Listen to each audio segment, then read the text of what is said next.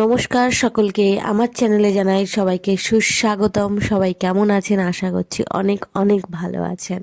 আগামীকাল ছিল আমার ছোট্ট ছোট্ট ছাত্রছাত্রীদের একটা অনুষ্ঠান, তাই ওরা চলে এসছে আমার বাড়িতে। সবাই এখান থেকেই রেডি হয়ে একসাথেই এখান থেকে এই অনুষ্ঠানগুলোর সময় বড়দের থেকে বাচ্চারাই বেশি এক্সাইটেড থাকে। অনুষ্ঠান শেষ হতে না হতে ওরা আবার জিজ্ঞাসা করে বসে যে পরের অনুষ্ঠান ঠিক কখন আছে। এদের দেখে আমারও মনে পড়ে আমার ছোটবেলার সেই দিনগুলো, যখন আমার মা আমাকে নিয়ে বিভিন্ন অনুষ্ঠানে যেত আর আমি আমার মায়ের সাথে অনেক রাত করে অনুষ্ঠান শেষে বাড়ি আসতাম।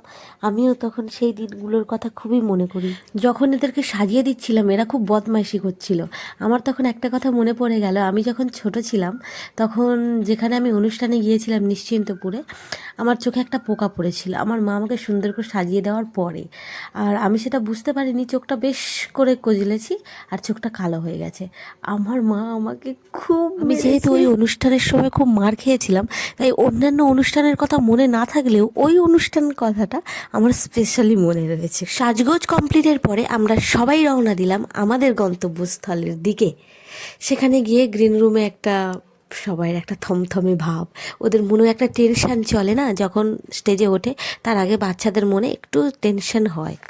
তোমরা সবাই ওদেরকে আশীর্বাদ করবে ওরা যাতে আরও অনেক অনেক বড় হয়।